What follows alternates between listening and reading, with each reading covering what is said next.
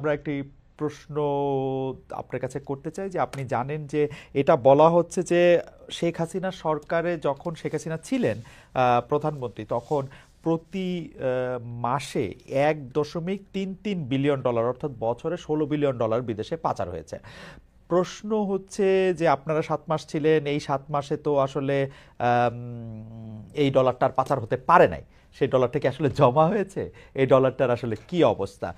$16 billion পাচার হয়েছে, এটি আসলে আমরা একটি শ্বেতপত্র প্রণয়ন কমিটির কাছ থেকে এটি পেয়েছি। ডক্টর দেবপ্রিয় ভট্টাচার্য প্রণয়ন কমিটিতে ছিলেন। ডক্টর সালাউদ্দিন আহমেদ। না, যেটা পাচার হয়েছে এখনো পাইনি আমরা, তো আমরা প্রাণপণ চেষ্টা করছি। এটাকে লোকজনকে আইডেন্টিফাই করা হয়েছে এবং এটা ব্যাপারে লিগ্যাল প্রসেস আমরা শুরু করব। আন্তর্জাতিক বিভিন্ন ইস্যু, বিশেষ করে ব্রিটেন একটা টিম বাংলাদেশ ব্যাংকে আসছে, ওরা টেকনিক্যাল অ্যাসিস্ট্যান্স দেবে। আর মোটামুটি কাজ এবং মিউচুয়াল লিগ্যাল অ্যাসিস্ট্যান্স কি হবে সেটা নিয়ে আমরা গত সপ্তাহে প্রধান উপদেষ্টার সাথে ওনাকে আমরা ব্রিফ করেছি সমস্তটা। এটা এক নাম্বার। আর দ্বিতীয়ত হলো অলরেডি আপনার যারা পাচার করেছে তার মধ্যে 11টা খুব সেন্সিটিভ কেস, যেটা 1 নম্বরে আছেন আগের প্রধানমন্ত্রী। 11টা কেসকে এটা পার্সু করবো আমরা খুব সিরিয়াসলি। তারপরে অবশ্য অ্যান্টি কারাপশন কমিশন ডিসিশন নিয়েছে 200 কোটি টাকার উপরে যারা পাচারে ইনভলভ হয়েছে তাদেরটা ধরবে, কিন্তু প্রায়োরিটি হলো 11টা। এর মধ্যে সামিট গ্রুপ আছে, এর মধ্যে আপনার এই তো এসালাম আছে এবং শেখ হাসিনা ওনারও অ্যাকাউন্ট আছে, সবগুলো মিলে এইটা একটা। আরেকটা যেটা হয়েছে ইতিমধ্যে কিন্তু যারা বড়রা তো আছেই এবং মাঝারি যারা টাকা পাচার করে তাদের সবাই পার্সোনাল অ্যাকাউন্ট ফ্রিজ করা হয়েছে, তাদের কোনো অ্যাকাউন্টে অপারেটিভ না, কিন্তু তাদের বিজনেস অ্যাকাউন্ট গুলো ফ্রিজ করা হয় নাই। কারণ বিজনেস অ্যাকাউন্ট গুলো ফ্রিজ করলে ব্যবসা বাণিজ্য বসে যাবে। যেমন সালমান রহমানের বেক্সিমকো ফার্মাসিউটিক্যাল, শাইন পুকুর এবং অন্যান্য বিজনেস তারা করতে পারবে না। যেমন সামিটেরও এগুলো কিন্তু ওপেন আছে, তো ওটা বাংলাদেশ ব্যাংক এগুলো ট্র্যাক করছে। তো সব দিক দিয়ে কিন্তু আমরা একটা টাকাটা আনার চেষ্টা করি, তবে একটা মেসেজ গেছে, এটাই সবচেয়ে বড় একটা শিক্ষা, যে এইরকম যদি টাকা পাচার করে কেউ ভবিষ্যতে এরা পার পাওয়ার কথা না, কারণ যথেষ্ট তাদের কষ্ট ভোগ করতে হচ্ছে। কারণ অ্যাকাউন্ট ফ্রিজ করার মতো জয়েন্ট অ্যাকাউন্ট আছে ওয়াইফের সাথে, সেগুলো বন্ধ। কারণ আমাদের কাছে বহু রিকোয়েস্ট আছে, ছেড়ে দেন আমার ওয়াইফের কষ্ট হচ্ছে। না, এটা ইন্টারেস্টিং, কিন্তু আমি আমি আরেকটা জিনিস একটু জানতে চাই যে যদি এই 7 মাস টাকা পাচার বন্ধ থাকে, অর্থাৎ এই 7 মাসে ওই হিসাবে $9.31 বিলিয়ন বাড়তি জমে যাওয়ার কথা, এটা কি আসলে আমরা এরকম সরল অঙ্ক করতে পারবো, যেহেতু পাচার হয় না সেই আমার কাছে? না, সরলঙ্ক করে, কারণ এখন হয়েছে কি জানে, যেটা পাচার হয়ে গেছে সেটাতে কিন্তু চলে গেছে এবং আপনি দেখবেন রিজার্ভ যায় 42 বিলিয়ন থেকে কত নেমে আসছে, কিছু বিক্রি করছে, তারপর এখন 20-এর মধ্যে আমরা কোন রকমে রাখছি। অতএব দেশ এই বিদেশিটা আইসে পাচ্ছি না। আর দেশের যেটা টাকা থাকার কথা, মানে যে ওরা যে কিছু পাচার হয়েছে দেশে, সব টাকাই কিন্তু সব পাচারে চলে গেছে। যেমন এক্সাম্পল, একটা ব্যাংকের চেয়ারম্যান প্রায় 60% টাকা সব নিয়ে চলে গেছে, আরেকটাতে প্রায় 50%। তারপর সালমান তো ধার করে করে 50,000 কোটি টাকা নিয়ে গেছে। আবার এই টাকাগুলো এখন ডিফিকাল্ট কোথায় আছে হদিস, বিশেষ করে তাদের সাঙ্গপাঙ্গ। এটা হয়েছে কি, এগুলো ডিস্ট্রিবিউটেড হয়ে গেছে, এটা কিন্তু মেইন স্ট্রিমে আসছে না। ওকে, বুঝতে পারছি, কিন্তু পাচার বন্ধ হয়েছে, তাহলে রিজার্ভ বাড়ছে না কেন? না, রিজার্ভ বাড়ছে না কারণ পাচার বন্ধ হয়েছে। এখন রিজার্ভ আগে যেটা পাচার হতো, মানে যেটা এডিশনাল, সেই এডিশনাল টাকাটা আগে আলাদা, আগেও যে খুব বেশি যোগ হতো তা না। অতএব তখন থেকে কিন্তু রিজার্ভ আর বাড়েই নাই, রিজার্ভটা মেইনলি বেড়েছে আমাদের দেশে রেমিটেন্স আর এক্সপোর্ট, এই দুটো যেটা আমরা দেখি ইসে করি, যেটা কারেন্ট অ্যাকাউন্ট ব্যালেন্স সেখানে বেড়েছে। আর ইনভেস্টমেন্ট যেটা balance of payment financial account, সেটা কিন্তু নেগেটিভ ছিল সব বেশিরভাগ। অতএব ইনভেস্টমেন্ট হয় নাই, এই টাকাটা যারা বাইরে অনেক, এবং এই টাকাটা তো ফাইন্যান্সিয়াল ইস্যুতে আসে না মেইন স্ট্রিমে। এটা আপনার, এটাকে আমরা বলি যে সেকেন্ড টিয়ার ইকোনমি চলছে, ব্যবসা বাণিজ্য কিন্তু চলেছে ভেতরে ভেতরে, ওদের ব্যবসা যেটা আমরা বলি কালো ব্ল্যাক ইকোনমি, ওখানে চলছে। এখন এই টাকাটা তো ব্ল্যাক ইকোনমিটা বন্ধ হয়েছে এবং সেই টাকাটা তো আমরা ট্রেস করা ডিফিকাল্ট হচ্ছে কোথায় চলে গেছে টাকাটা। এই জন্য আপনি দেখবেন ব্যবসা বাণিজ্যের কিন্তু মন্থর গতি আসছে। শুধু ব্যাংকের টাকা দিয়ে তো, ঋণ দিয়ে তো ওই ব্যবসা বাণিজ্য চলতো না, চলতো বেশিরভাগ ওদের ব্ল্যাক ইকোনমি, ওই টাকাটা দিয়ে অনেক ব্যবসা বাণিজ্য চলতো। ওকে, আচ্ছা। অতএব এই যে, হ্যাঁ, গত 15 বছর আর্থিক খাত নিয়ে এরকম ব্ল্যাক ইকোনমির কথা নিয়ে বা নানা ধরনের অভিযোগ রয়েছে। আমরা দেখছি যে এই সরকার সাংবিধানিক সংস্কার, নির্বাচনী সংস্কার, রাজনৈতিক সংস্কার নিয়ে যতটা মনোযোগী, আর্থিক খাতের সংস্কার নিয়ে একটা অভিযোগ হচ্ছে সেই পরিমাণ আগ্রহ নাই। এইটা নিয়ে হতাশা প্রকাশ করেছেন আবার শ্বেতপত্র প্রণয়ন কমিটির প্রধান ডক্টর দেবপ্রিয় ভট্টাচার্য। প্রথম আলোকে তিনি বলেছেন, প্রধান উপদেষ্টা অধ্যাপক মোহাম্মদ ইউনূস প্রতিবেদনটি গ্রহণ বা ওন করেছেন, কিন্তু তার উপদেষ্টা পরিষদে যারা প্রাসঙ্গিক তারা গ্রহণ করেননি। সবচেয়ে বেশি প্রাসঙ্গিক তো আপনি। আপনি কি সেই শ্বেতপত্রটি গ্রহণ করেন নাই বা? আমি না, গ্রহণ তো উনি করেছেন, আমিও তো সেদিন ছিলাম। শোনেন, হ্যাঁ, শ্বেতপত্রতে বেশিরভাগ হলো এটা পোস্ট মর্টেমের, কেন হয়েছে, ওকে। কারা করেছে, এইটা ওখানে পাচার হয়েছে, এখানে ট্রেড ইসে গেছে, আমলারা নিয়েছে টাকা, তারপর ব্যবসায়ীরা নিয়েছে টাকা, এইগুলো। অতএব এগুলো একটা অ্যামাউন্ট বলেছে। আর প্রেসক্রিপশনে যেটা, মানে প্রেসক্রিপ্টে যেটা রিকমেন্ডেশন, সেটা দেখে আপনারা টাকা নিয়ে আসেন, আপনারা সে ট্যাক্স বাড়ান কমান, এইগুলো। অতএব এইগুলো কংক্রিট না যে আমরা যে নেই নেই তা না, কিন্তু এখন এটা অনেকে মনে করছে যে ওনার সাথে কথা বলে সবার সাথে কথা আমরা নেব। পলিসি কিন্তু পাবলিক ভিউজ ওর সাথে নেওয়া যায় না। আমরা নিয়েছি কগনিজেন্সে, এবং অনেক, আমি ফাইন্যান্স মিনিস্টার একটা জিনিস আমি বলি, আমি তো কম কথা বলি, ভেতরে ভেতরে কিন্তু অনেক অ্যাকশন না হচ্ছে। এটারই চিহ্নটা আপনি দেখবেন, এই রোজার মাসে এবার সবচেয়ে স্থিতিশীল। এটা কি হঠাৎ করে চলে আসছে নাকি? তারপর ব্যাংকগুলি মোটর ফিরে আসছে, ইসলামী ব্যাংক যেমন টার্ন অ্যারাউন্ড করছে। অত হচ্ছে, ওদেরটা যে নেই না এটা ঠিক না। ওরা যেটা চেয়েছিল বা মনে মনে চেয়েছিল যারা এইসব ইকোনমি, ওদেরকে নামে একটা টাস্ক ফোর্স করি। অর্থাৎ আমি বলছি যে টাস্ক ফোর্স তো অলরেডি বাংলাদেশ ব্যাংকের যে গভর্নর, সে টাস্ক ফোর্স হলো এই যে মানি লন্ডারিং ব্যাপার, সেখানে এসএস এর মেম্বার আছে, সবাই আছে, they are doing this job. NBR যে সংস্কারগুলি হচ্ছে, আমরা যেটা করছি, আমরা ফাইন্যান্স মিনিস্টার এখানে যথেষ্ট এক্সপার্ট আছে আমাদের। আমার ফাইন্যান্স ডিভিশনে 11-12 জন পিএইচডি আছে, additional secretary, who have got practical knowledge, মানে বাজেট ব্যালেন্স কিভাবে হয়। এখন যদি অর্থনীতি তাত্ত্বিক দিক দিয়ে তো আপনি অর্থনীতি পলিসি নিতে পারবেন না। তো অর্থাৎ এইটা ওদের একটু, যে আমরা তাদের ডাকি নেই কেন, ডাকি না, কিন্তু ওদের জিনিসটা কগনিজেন্স নেওয়া হচ্ছে। আরেকটা জিনিস, আরেকটা আপনার রিপোর্ট আসছে, সেটা হলো আপনার প্ল্যানিং কমিশন ডক্টর ফেরদৌসের নেতৃত্বে, ওইটাতে বরং কিছুটা ডিটেল আছে, ওইখানে বরং রিকমেন্ডেশন গুলো খুব বেশ কংক্রিট, প্র্যাগমেটিক।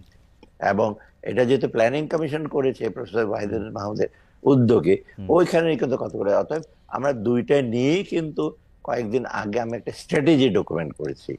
স্ট্র্যাটেজি ডকুমেন্টটা আমাদের চিফ এডিটর বলছে যে আমরা তো এত করছি, কি করবো, এগুলোর কোনো প্রমাণ কি। তাদের আমরা একটা প্রেজেন্টেশন দিচ্ছি, ওখানে ওয়াহিদুল মাহমুদ সবাই ছিল, ওইখানে কিন্তু দুইটার রিকমেন্ডেশন নিয়ে আমরা এই জিনিস করছি, প্লাস আমাদের কাছে কিন্তু তথ্য যেগুলো আছে সেগুলি নিয়ে আমরা নিচ্ছি। একটা জিনিস মনে রাখবে, যে কোট করেছে যে তথ্য শ্বেতপত্রে, সেগুলো কিন্তু একটা খুব অথেন্টিকেটেড না হলে আমি তো বলতে পারবো না, আই ক্যানট ওন ইট। কিছু কিছু তথ্য আছে সেটা আমার ইসের সাথে মিলে না, বোর্ড অফ ওকে। স্টেটের ডেটা, বাংলাদেশ ব্যাংকের ডেটা, ট্রেড ডেটা। এখন আমি কি করে বলছি ওরা সঠিক বলেছে? ওরা তো বিভিন্ন জায়গায় স্টাডি করেছে, বিভিন্ন কোর্টে থেকে নিয়েছে। অতএব এইগুলো তো আমি একটু সাবধান হতে হবে। আমরা বলেছি, দেবপ্রিয় সামনে যখন ছিল, আমি দেখেন এখানে প্রেসক্রিপশন কিছু তেমন খুব হালকা, কিন্তু এইগুলোর ডেটাগুলো ওন করে আমাকে পলিসিতে নিয়ে যাওয়ার আরো চিন্তা ভাবনা করতে হচ্ছে। অতএব এই অভিযোগটা ঠিক না, অভিযোগ না, তাদের একটু আফসোস আর কি, এবং যে নিচ্ছে না তা মোটেও না। না, সে উনার সাক্ষাৎকার পরে আমার কাছে মনে হয়েছে যে সবাই, আমার মনে হয়েছে এটা, মানে উনি যদিও কোনো নাম বলেন নাই, উনি এরকম সংশ্লিষ্ট কথা বলেছেন, তো মনে হয়েছে যে আপনি আসলে খুব বেশি পছন্দ করেন নাই শ্বেতপত্রের বিভিন্ন কিছু, মনে হয়েছে আর কি, সেইটা নিয়ে ওনার একটু। আমি কি বললাম একটু না আগে, না, জি, আপনি, আমার কাছে এইবার পরিষ্কার হয়েছে যে প্রেসক্রিপটিভ জিনিস না। ধরে না কেউ যদি আমাকে বলে, যে মেম্বার বলছে ভ্যাট কমিয়ে দেন, ডিরেক্ট ট্যাক্স বানান, অ্যাটলিস্ট বলেন ডিরেক্ট ট্যাক্স কিভাবে বাড়াবো, কোন কোন জায়গায়। আর যদি বলতো যে ডিরেক্ট ট্যাক্স বানান, নতুন ক্ষেত্রতে আপনি ডিরেক্ট ট্যাক্স দেন, ভ্যাট আরো বিভিন্ন জায়গায় যারা ভ্যাট কাভার না সেগুলি যান, ওরা তো প্র্যাকটিস, যেটা ইনফ্যাক্ট আমার এনবিআর এর লোকজন এবং অন্যরা তো ঠিকই ওরা এগুলি বার করছে। অর্থাৎ প্র্যাকটিক্যাল যাদের ইসে আছে, আর তারা কিন্তু মোটামুটি, ওদের তো বিরাট ডিগ্রি আছে, আমাদের যারা আছে তারাও কিন্তু তারা বাইরে গিয়ে কথাবার্তা বলে না, এমন কিছু না, তারাও খুব। আর আমি তো মোটামুটি আমার সম্যক ধারণা আছে বাংলাদেশের ইকোনমি সম্পর্কে ওভার দ্য ইয়ার।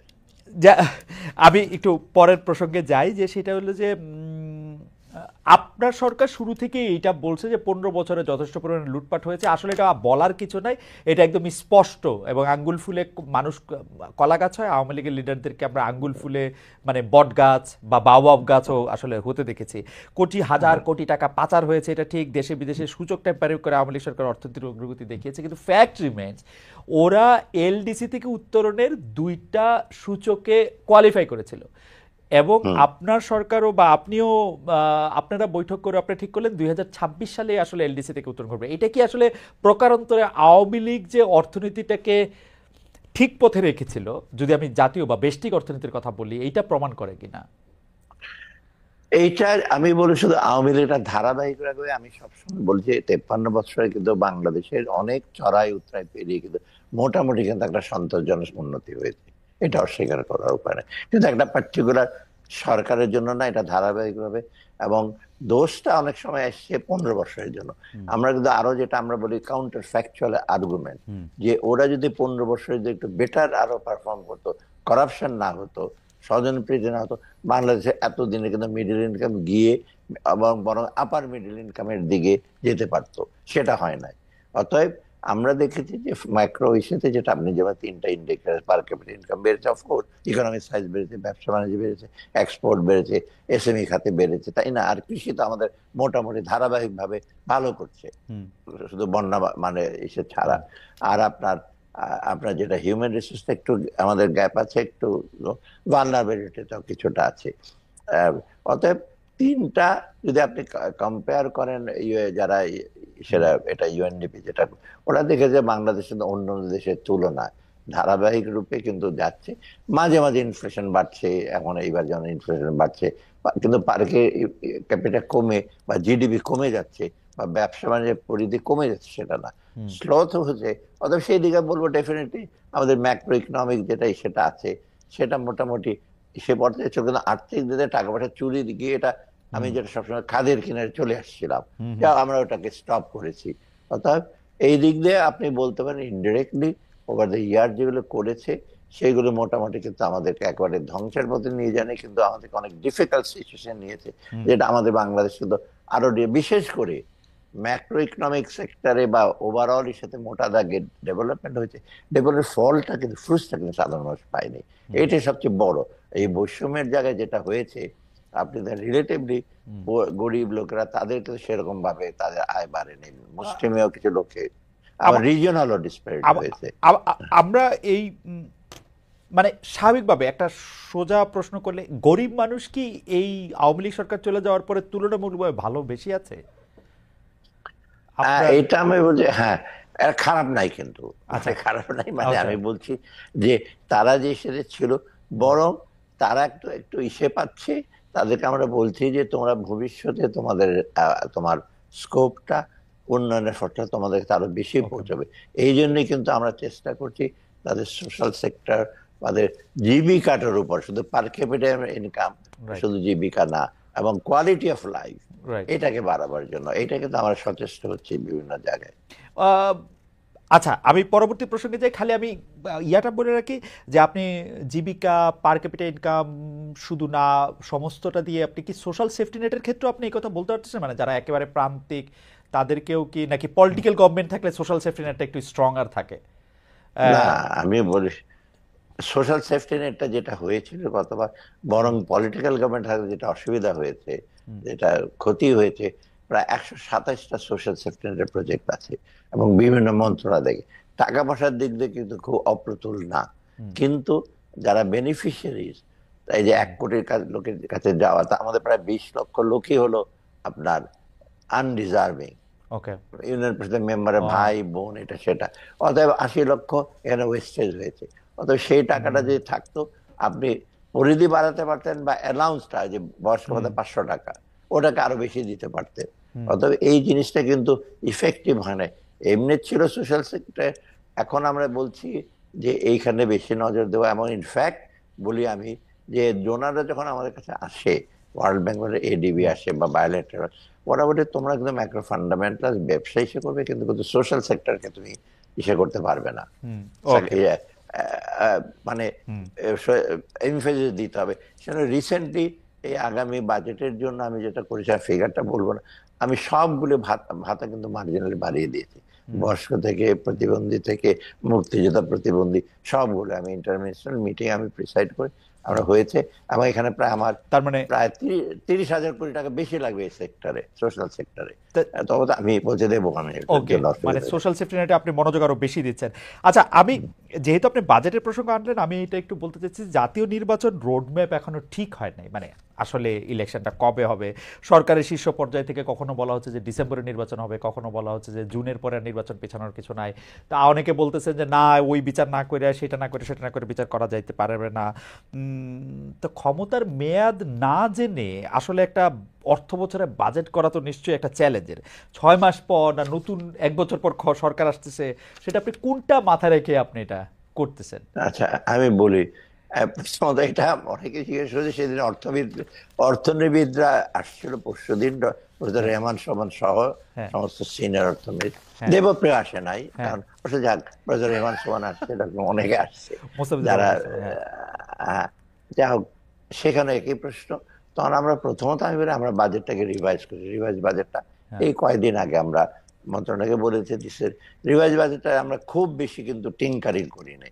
একটা বিষয় এসে করেছি, যে বিষয় রাষ্ট্রসভার না, এডিপিটা, যেগুলো প্রজেক্ট গুলো আপনার হুম, হুম, একদম যাচ্ছে, দেখো 10, 12, 15 বছর হয়েছে, প্রোগ্রেস 2%, 4%, 5%, সেগুলো আমরা বলছি এখন আর এগুলো আমরা রিভিজিট করবো, এগুলো করবো না। সেটা planning minister doctor Wahidul Mahmud, আমি বসে, আমরা একাধিকবার বসে ঠিক করেছি।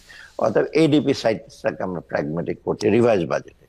আর আমরা হুম, যেগুলো চলছে, অনেক দূর চলে গেছে, ধরেন রূপপুর প্রজেক্ট প্রায় বহু টাকা ডিসবার্স হলো, ওটা আমরা বলবো না বন্ধ করে দাও, ওটা আমাদের প্রয়োজনও, হুম, তাই না? হুম, হুম, অর্থাৎ এইরকম কিন্তু কিছু কিছু আছে মনুমেন্ট প্রজেক্ট বলি আমি সাধারণত, হুম, মনুমেন্ট বিরাট বিরাট হুম, দেখবে লোকজন উপর থেকে, তাকিয়ে থাকবে কিন্তু কাজ হবে না। সেই প্রজেক্টগুলোর ব্যাপারে আমরা রিভিজিট করছি, এক্সটেনশনের ব্যাপারে হতে হবে না, কিন্তু এডিবি আমরা প্রজেক্ট রাখবো যেখানে লোকাল এমপ্লয়মেন্ট জেনারেশন হবে। বিরাট বিরাট ক্যাটারপিলার বড় বড় যন্ত্রপাতি এনে হাই ইসে করবেন, বাট লোকাল রিসোর্স ব্যবহার করবেন। অতএব এইগুলো করছে, অতএব রিভাইজ বাজেটটা এটা হলো। আর সামনের বাজেটটা চ্যালেঞ্জ যেটা আপনি বলেন, অলরেডি তো আমরা সেটা একটা রূপরেখা আমরা হুম, প্রেজেন্ট করেছি কয়েকদিন আগে চিফ অ্যাডভাইজারের কাছে।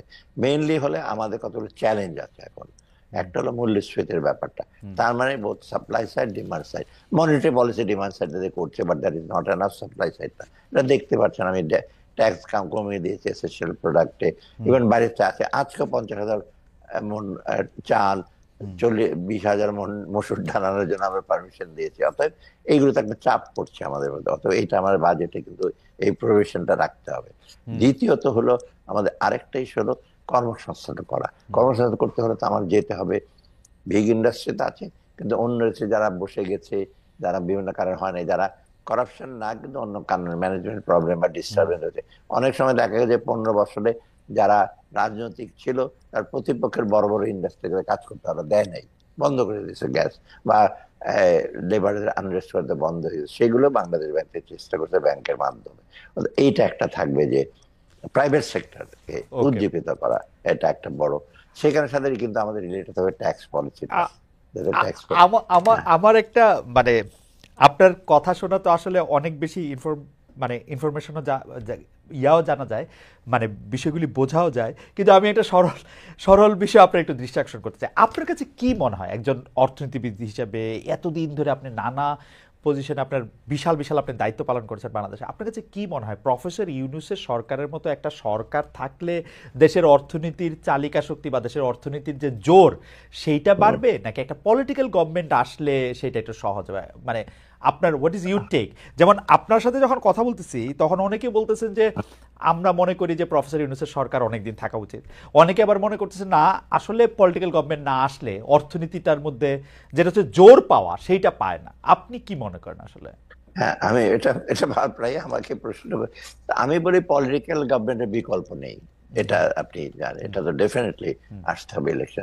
তবে পলিটিক্যাল গভর্নমেন্টের, আমাদের যে এই গভর্নমেন্টটা যখন ইন্টারিম গভর্নমেন্ট, আমাদের হলো, আমাদের যারা আছি, হুম, আমাদের কোনো রাজনৈতিক অভিলাষ নেই, আমাদের কোনো এজেন্ডা নেই। হুম, কিন্তু পলিটিক্যাল গভর্নমেন্টে আগের বার দেখতে প্রত্যেকে কিন্তু ব্যাংকের মালিক, ইন্ডাস্ট্রির মালিক, এমপি এবং বিভিন্ন জায়গায়, অতএব ওদের একটা নেক্সাস ছিল।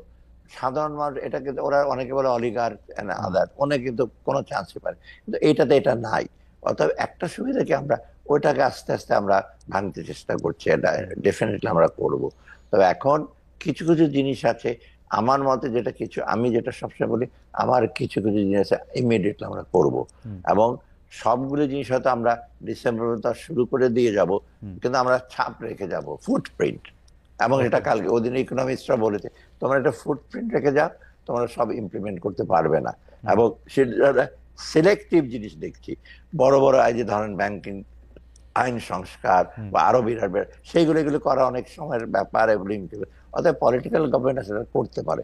তবে পলিটিক্যাল গভর্নমেন্ট এসে যদি আমাদের যদি পজিটিভ কাজগুলো যদি ওরা না ক্যারি আউট করে বা নিয়ে সামনে না যায়, তবে কিন্তু আরেকটা ডিজাস্টার হবে। কারণ পলিটিক্যাল গভর্নমেন্ট অনেক রকম থাকবে। আমরা চেষ্টা করছি, আমি সেজন্য বলি, আমি অনেক তাদের পলিটিশিয়ানদের সামনেই বলছি, বিশেষ করে বিএনপির পলিটিশিয়ানদের সামনে, যে আমরা একটা ফুটপ্রিন্ট রেখে যাব। সবটা হয়তো করতে পারবো না, কিছু কিছু ইমিডিয়েটলি, যেমন এনবিআর সেপারেশন করব, তারপর বাংলাদেশ ব্যাংকের ব্যাংক রেজুলেশন একটা অ্যাক্ট হবে কয়েকদিন পরে, অ্যাসেট গুলি কিভাবে রেজুলেট রাখবে, কোন ব্যাংক থাকবে না, এগুলো কিন্তু এর মধ্যে ডিসেম্বর মধ্যে আমরা শুরু করবো। এবং প্রফেসর ইউনূসও বলছে যেটা আমরা এটা করতে হবে, এগুলো বাকিগুলো আমরা করতে হয়তো একটু সময় লাগবে, সেগুলো তো আগামী গভর্নমেন্ট করবে। ধরেন স্যার, আপনার সঙ্গে আমার একটা পরিচয় আছে, এই পরিচয়টা যদি আওয়ামী লীগের অর্থমন্ত্রীর সময় আমার সঙ্গে থাকতো এবং আমি যদি একটা দুষ্ট লোক হইতাম, তাহলে আমি হয়তো ব্যাংকের থেকে টাকা নিতাম এবং সেটা আমার ফেরত না দিলেও হইতো, বা আমি আরেকটা প্রজেক্ট নিতাম, যে প্রজেক্টটা আমার কাছে যাইতো সেটা হইতো।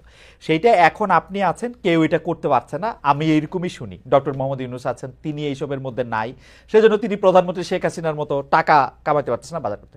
কিন্তু ঘটনা হচ্ছে, আপনারা যখন আসেন তখনও কি এগুলি বন্ধ হয়েছে আসলে? কেউ বিএনপি, কেউ জামায়াত, কেউ সমন্বয়ক, কেউ বৈষম্য বিরোধী ছাত্র, ইদানিং জানাপা করে তো টাকা এরকম করছে, মানে এগুলো হচ্ছে আমাদের কাছে খবর স্যার।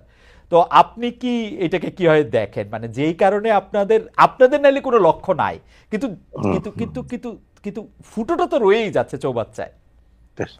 না, এটা আমি বলি এই প্রসঙ্গে, এটা আমরা দেখি আমাদের জিনিসগুলো, আমাদের গুড ইন্টেনশন আমরা যেগুলো করতে যাচ্ছি, এগুলো কিন্তু খুব কন্ট্রোভার্সিয়ালও না। যেমন ব্যাংকের খেলাপি ঋণ আদায়, ট্যাক্স স্টেশনটা ইসে করা, তারপর রেভিনিউটা আরো জেনারেট বেশি করা, গরিব ওপর ট্যাক্সে বেশি না দেওয়া, এইগুলো আমরা চেষ্টা করি, কিন্তু এগুলো আমাদের কাজ করতে তো দেওয়া হচ্ছে না। মানে বাধা, আপনি একটা বাধা হলো, আপনি একটা এক্সটার্নাল তো বাধা আছেই, নানা রকম আমাদের সম্বন্ধে নানা রকম প্রচার, এবং দেশের ভেতরে একটা কিছু করতে গেলে with due respect to the press, তারা ঝাঁপিয়ে পড়ে পজিটিভ দিকটা না দেখে নেগেটিভ, ওটা নেগেটিভ এটা করছে, অথবা এটা, যেমন আমি এনবিআর সংস্কার করবো, দুইটা ভাগ করবো পলিসি, কারণ এনবিআর ভিতরে নানা রকম কারাপশন আছে। যে পলিসি করে সে আবার জাজমেন্ট দেয় যে না, আমি তুমি এত টাকা না দিলে তো আন্ডার দ্য টেবিল করে, এটা নিয়ে আবার অনেক লেখালেখি হচ্ছে, এই দুই ভাগ করে কি লাভ হবে। আমি দিন পড়লাম, ওরা যে সময় আর্গুমেন্ট দিয়েছে, অতীতে অনেক হয়েছে এরকম ভাগ করেছে, তার মানে ওদের দেয়ার অ্যাডভোকেটিং যেগুলো যেন না করি, তা আমিও তো নাথিং ডুইং, ওই যাই লেখক ওরা, কেউ সাংবাদিক কি লিখেছে, মানে ওয়েল ইনফর্ম না, পুরোনো একটা কাগজে ঘোরাঘুরি করছে। অতএব এই জিনিসটা যেটা বলি আমি, যে ওরা তো থেমে যায় নাই, এবং যারা করাপশন করার ভেতরে ভেতরে এখনো করছে, এবং এখানে একটা প্রবলেম, ওরা সিস্টেমটা কিন্তু নষ্ট হয়ে গেছে, ট্রান্সপারেন্সি অ্যাকাউন্টেবিলিটি না থাকে তো হয়েছে কি, যারা করছে তারা তো এখনো আছে, আমরা তো সবকে বদলাতে পারি না। কিন্তু স্যার, আমার প্রশ্ন হচ্ছে নতুনরা আসছে কিনা। মানে ইসপের একটা গল্প ছিল না, যে আমি ওই পারে গেলে ওই পুরনো যোগগুলি আমি পা থেকে সরাবো না, কারণ নতুনগুলি আসলে আবার নতুন করে খাইতে শুরু করবে। এখন নতুনরা আসছে কিনা, বিএনপি, জামাত, সমন্বয়ক, ছাত্র?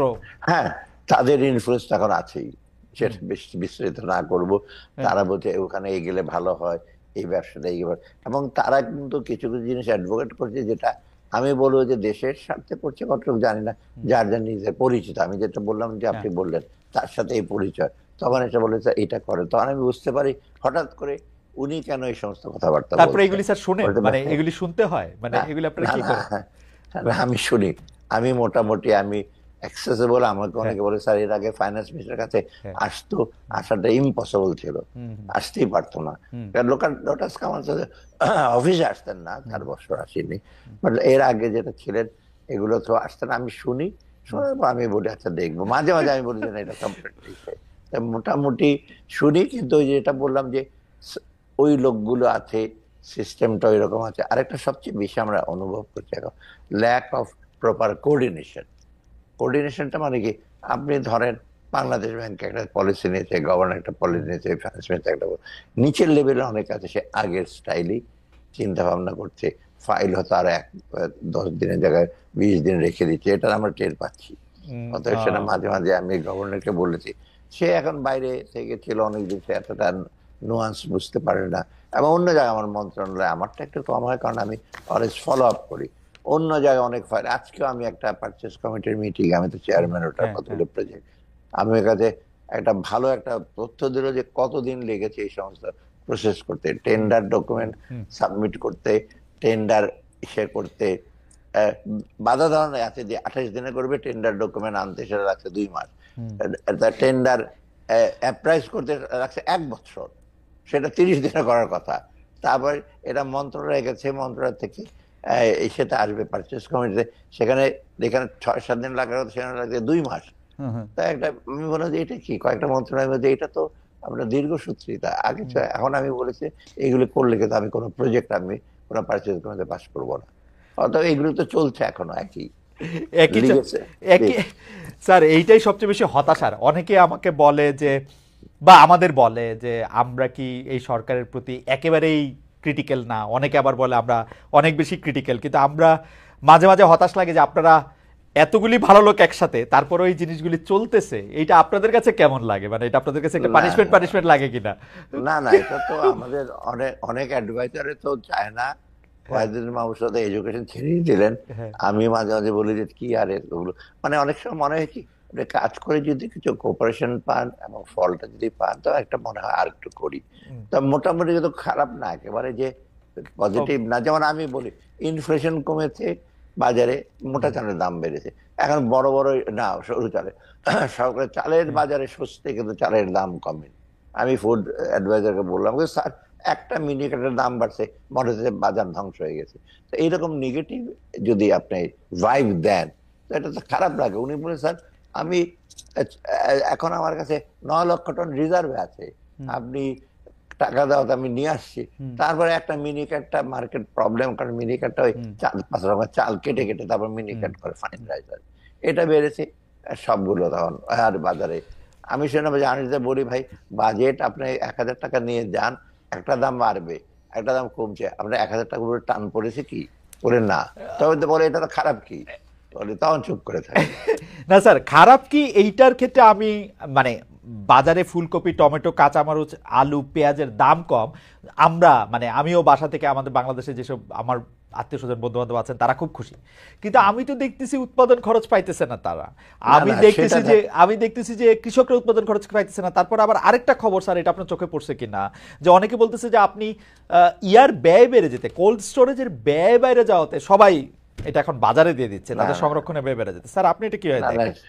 না, এটা আমি তো লক্ষ্য করেছি, এটা এশিয়ার কাজ, এগ্রিকালচার মিনিস্ট্রি। আমি কালকেও বলেছি যে কোল্ড স্টোরেজ যেটা আলুটা হয়েছে, কিন্তু এখন যদি আলুটা যদি স্টোর করার জন্য যথেষ্ট সুযোগ না, আমার আগামীতে আলু করবে না, তখন আবার বিপদে পড়বো আমরা, তাই না?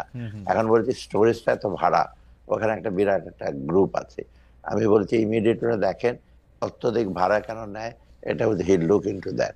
এখন হচ্ছে এত নিটিগ্রিটি, ভেতরে আপনার ট্রেডাররা এত বেশি চালাক, মানে হয়তো বা আমাদের চেয়ে বেশি চালাক। আপনার এইগুলি নিয়ে আপনি, আমি একটা উদাহরণ দিই আপনাকে, এই যে সয়াবিনটা, আপনারা কেন সয়াবিন তো বাজারে যে ছিল, দেশে যে না, আমি বসে হিসাবে বলছি, সয়াবিন প্রচুর আছে, কি করেছে ওরা?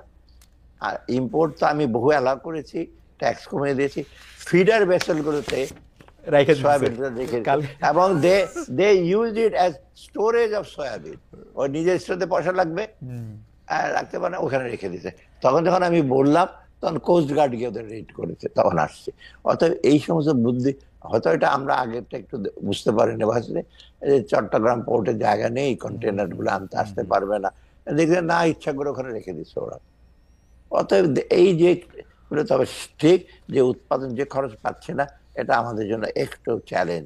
আমরা কৃষকদের যদি ঠিক না দেই, মানে ওদের রেয়ার ফেয়ার প্রাইস যদি না দেয়, তাহলে উৎপাদন করবে না, আবার ওরা কষ্ট থাকবে। রাইট স্যার আপনি আসবেন, আমরা দর্শকদের একটা প্রশ্ন করেছিলাম যে বিদেশে পাচার হওয়া অর্থের কিছু অংশ চলতি বছরে ফিরিয়ে নিয়ে আসা সম্ভব, আশা করছেন অর্থ উপদেষ্টা ডক্টর সালাউদ্দিন আহমেদ। প্রিয় দর্শক, তা সম্ভব হবে বলে মনে করেন কিনা? শতকরা 72% দর্শক মনে করছেন যে হ্যাঁ এটা সম্ভব হবে, আপনার উপর আস্থা রেখেছেন তারা। শতকরা 28% মনে করছেন এটা সম্ভব হবে না। 74,000 দর্শক ভোট দিয়েছেন স্যার, 74,000 অনলাইনে মাত্র একদিনে, এটা একটা বিরাট নাম্বার। এর মধ্যে 72% আপনার উপর আস্থা রেখেছেন যে আপনি ফিরিয়ে আনতে পারবেন। তবে স্যার একটা অন্য পরবর্তী প্রসঙ্গে বা পরবর্তী প্রশ্নে যাই, এটা ইন্টারেস্টে। বাজারে নগদ টাকা লেনদেন বৃদ্ধি পায় ঈদের বাজারে, নতুন নোটের চাহিদাও বাড়ে ঈদ উপহারের অংশ হিসাবে, কিন্তু বাংলাদেশ ব্যাংকের কাছে থাকা নোটে বঙ্গবন্ধু শেখ মুজিবের ছবি থাকায় এবার ব্যাংকে নতুন নোট দিচ্ছে না। মুজিব বর্জনের এই অবস্থান কি সরকারের অবস্থান, নাকি সরকারও এই বিষয়কে মপকে ভয় পাচ্ছে? এটা আমি বলি, হ্যাঁ এটা ঠিক যে এইবার এটা একটা যেটা আমাদের ভুল হয়ে, আমাদের মানে সেন্ট্রাল ব্যাংক এটা করতে পারতো কি, প্রথম থেকে ওদের নিজেদের বিচার সব তো আমরা বলে দিতে পারবো না, তাই না? এই যে ডিজাইনটা চেঞ্জ করা, এতগুলো ছবি, আমার সময় কোনো ছবি দেয় নেই, ফর স্ট্র্যাটেজিক রিজন দেয় নেই। কারণ কে বলছে কারো ছবি দিলে তখন আমি নজরুলের ছবি দেবো না কেন, একদম ওরা রবীন্দ্রনাথ দেন, তা আমি বলছি কায়কোপথের ছবি, অসুবিধা দেখি। মানে আমি ওরা ছবি দরকার কি, তুমি হিস্টোরিক রিলিক্স গুলি দাও, কেউ চ্যালেঞ্জ করে, তখন কেউ চ্যালেঞ্জই করে না। মসজিদ মন্দির এগুলো দেওয়া হয়েছে, আচ্ছা যা হোক, এসের ছবিটা আসছে বঙ্গবন্ধুর ছবি, এখন এইগুলো শেষ হয়ে যাচ্ছে। ওরা ডিজাইনটা দিয়েছে অনেক পরে, এবং সেটা আমরা দ্রুত ইসে করেছি, এখন বলছে একটু সময় লাগবে। এটা নিয়ে কিন্তু প্রধান উপদেষ্টাও বেশ উষ্ণ প্রকার আমাকে সেদিন বলে, এত দেরিতে আসছে কেন তোমার লোকজন? আমি বলি আমার লোকজন তো না, এটা বাংলাদেশ ব্যাংকের করে। তো আমরা ওরা 1-2 দিনের মধ্যে দিয়ে দিয়েছি, অথবা এটা সময় লাগছে, ওরা শুরু করছে এপ্রিল মাসে দিতে পারবে। কিন্তু এখন স্ট্যান্ডটা হলো, ওরা বলছে যে পুরনো টাকা কিছু আছে, পুরনো টাকা মানে নতুন টাকা পুরনো আদলে যেটা আছে ওদের 500-1000 টাকা, এটা করবো কিনা। প্রথম ওরা অ্যানাউন্স করেছিল, আমরা বললাম যে না, কারণ এই গভর্নমেন্ট আসছে কেন, তুমি ওরাই বলবে তখন তোমরা দিতে পারছো না টাকা, ওগুলো দিচ্ছে কেন, বেশিরভাগ কিন্তু অপোজ করবে এটা কেন ওই টাকা। আর লোকে যারা ধারণা নতুন টাকা দিলে ভালো হয়, তো আমি বলছি যে না, একটু শর্টেজ হোক, দরকার লোকজন ক্রেডিট কার্ড ইউজ করবে, দরকার হলে তোমার ব্যাংকের মাধ্যমে ট্রান্সফার করবে, ইউএন কার্ডে এত ক্যাশ ট্রানজাকশন দরকার কি এত? আর নিয়ে গিয়ে লোকজনকে উপহার দেবো 500 টাকার নোট। স্যার আপনাদের যেহেতু বুদ্ধি বেশি, আপনারা আমাদের শিক্ষক, আপনারা তো সব ক্ষেত্রে একটা সলিউশনের জায়গাতে একটা কথা বলতে পারবেন স্যার, কিন্তু মানে সবই বন্ধ করে দিলে কিছু আসে যায় না, কিন্তু ঈদের সময় নতুন টাকা, এটা একটা ঐতিহ্য, এটা তো আগে থেকে, এবং ঈদ তো হঠাৎ করে আসে না স্যার, মানে এ তো ঈদ নির্বাহী, ঈদ তো না না, সেটা আমি স্বীকার করবো খালেদ, যে এইটা যদি একটু আগে প্ল্যান করতো, ধরেন সেপ্টেম্বরে বা অগাস্ট সেপ্টেম্বর থেকে গভর্নর আসছে, তখন যদি চট করে প্ল্যান করতো, এতদিন আগে আমরা জানুয়ারির দিকে টাকাটা পেতাম, এটা দিতে হতো। আসছে তো আমার কাছে ডিজাইন আসছে মাত্র ধরেন ডিসেম্বরের কত তারিখে, এবং প্রধান উপদেষ্টা সাথে সাথে 1-2 দিনে ওদেরকে ডেকেছে ডিজাইন, উনি এবার ডেকে ডিজাইনারকে আমাকে ওদেরকে পাঠাও আমার সামনে, আমি দিয়ে দিই। তো এটা আনফরচুনেট, এইবার নতুন টাকার ডিজাইনে তাহলে ব্যক্তি থাকতেছে না স্যার, তেমন কোনো ব্যক্তি থাকবে না, জি ওকে। আওয়ামী লীগ সরকারের জনরোষের একটা অন্যতম প্রধান কারণ ছিল ভারতের সঙ্গে নানা চুক্তি। ডক্টর সালাউদ্দিন আহমেদ, এটা নিশ্চয়ই আপনি জানেন, বিশেষ করে বিদ্যুৎ আমদানির মতো বিষয়। অন্তর্বর্তী সরকারের শুরুতেই সরকারের ভেতর থেকে বাইরে থেকে এই যে জুলাই আন্দোলনে অনেকেই ভারতের সঙ্গে যে এইসব চুক্তিগুলি, বিশেষ করে এই চুক্তিগুলি বাতিলের পক্ষে কথা বলছিলেন। আপনি কিন্তু ভারতের সঙ্গে প্রকল্প চালু রাখার পক্ষে শুরু থেকেই ছিলেন, যে প্রকল্প যেগুলো আছে সেগুলো চালু থাকা। এখন আবার সরকার থেকে বলা হচ্ছে আদানির বিদ্যুৎ পুরোটাই লাগবে আমাদের। ভারত আমাদের সাথে কাছে অপরিহার্য কিনা, মানে এই অন্তত বিদ্যুৎ, যেখানে আমরা বলতেছি হচ্ছে যে এই শেখ হাসিনা সরকার যেগুলি চুক্তি করেছিল তার বেশিরভাগই আমাদেরকে জানায় নেয়, হঠাৎ করে আমাদের লাভ বেশি দেখে নেয়। সম্প্রতি প্রধান উপদেষ্টার মুখেও আমরা শুনলাম, ডক্টর মোহাম্মদ ইউনূস বিবিসি বাংলাকে বলেছেন ভারতের সঙ্গে কোনো সমস্যা নেই, সম্পর্ক চমৎকার। আপনার একটু মন্তব্য।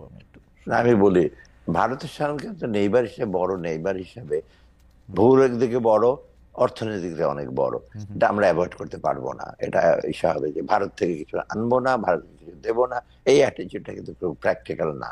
তবে একেবারে ডিপেন্ডেন্সি যে ভারত কালকে আমরা দিতে থাকবো আর আমরা এক্সপোর্ট করবো, আমাদের এক্সপোর্টটা নানা রকম ডাম্পিং গ্রাউন্ড, এটা সেটা বলে আপনারা দেখেন রেখে রহিম আফরোজের ব্যাটারি ডাম্পিং করেছে, এগুলো করে।